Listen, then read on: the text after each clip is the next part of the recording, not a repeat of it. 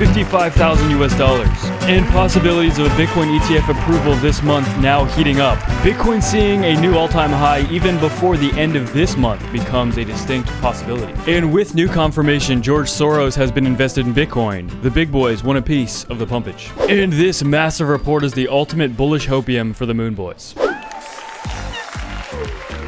Your host, Richard Rocket Fuel, and just like a babysitter who lost the baby that we are supposed to be watching, we're going to kick back and watch Bitcoin explode, because who even cares if a baby goes missing, am I right? Absolutely very big, not to mention Bitcoin holders ruin their diapers more than a baby ever could.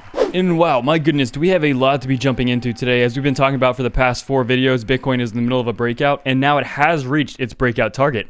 However, we've just reached a zone that, just essentially sets off ultimate bullish blast-off possibilities for Bitcoin. And as you've noticed, it's primarily Bitcoin pumping. Not a lot of the other top alts are. So we're going to be looking into that as well. And what we can expect now that Bitcoin has now breached its lower high, set at about $53,000 last month. Boy, oh boy, this is getting very bigly juicy. So if you guys are new to the channel, make sure to hit like, subscribe, turn on notifications to miss these absolutely time-sensitive alerts. As well, if you're interested in any bonuses or anything like that, make sure to check out the links below, pinned in the comments. And without any further ado, let's pump on in. Very big. So as stocks yet again are still not doing great, Bitcoin is.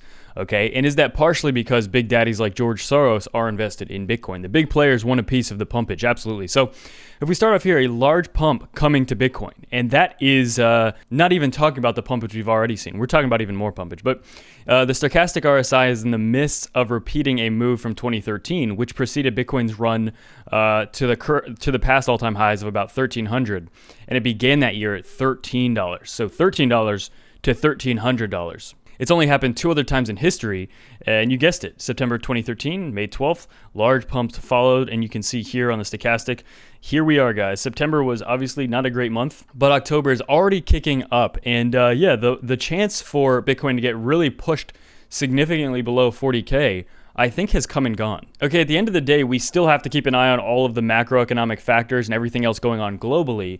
However, again, the most bullish possible scenario is that Bitcoin decouples a little bit from all of that.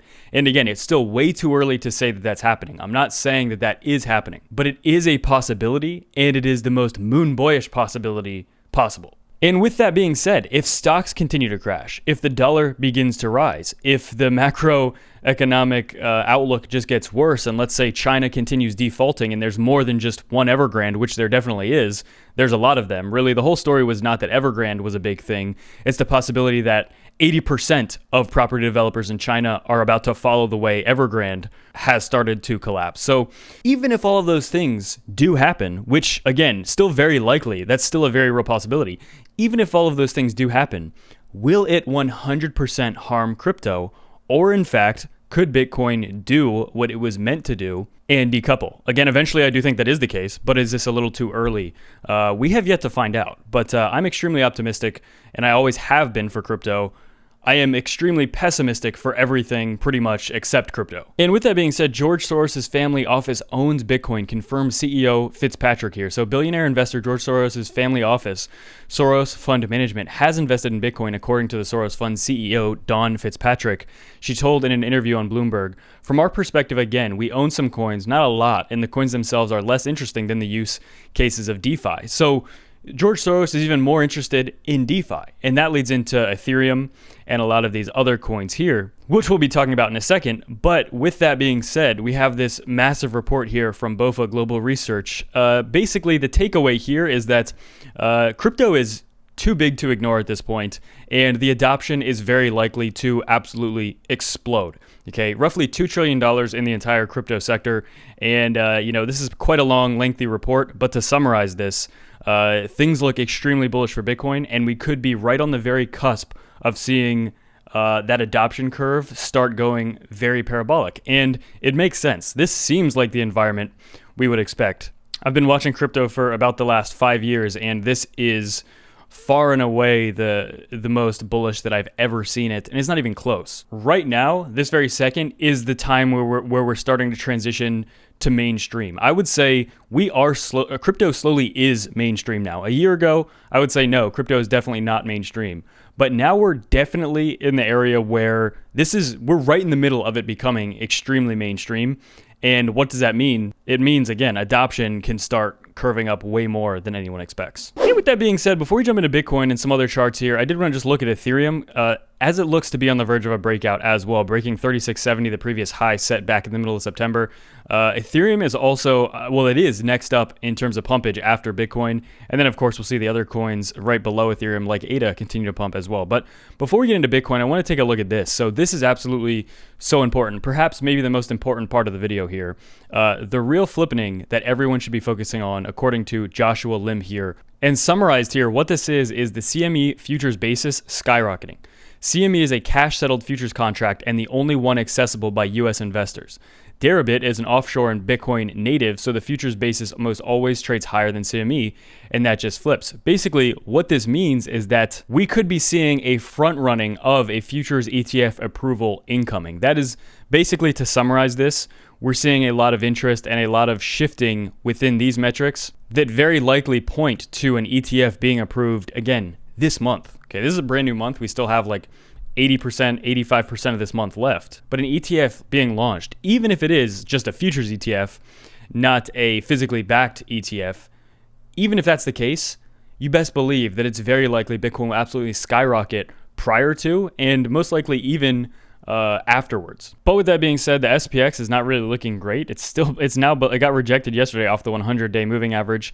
Not good for the SPX, but it's extremely hopium inducing for Bitcoin bulls, because if Bitcoin is able to continue rising over time as stocks go down, and if we can slowly break this correlation, that is by far the best scenario possible. And again, I'm not saying that is happening, but I'm saying we've seen it for a couple of days now, but if this becomes a long-term trend, then again, that's the most ultra bullish scenario for Bitcoin. And then we can kind of forget all of these other macroeconomic factors, even at least temporarily, if Bitcoin can decouple from all of this. And as well, after now concretely breaking this previous high set on September 6th of last month, of that 53,000, where we swiftly got rejected the very next day, you can see it here.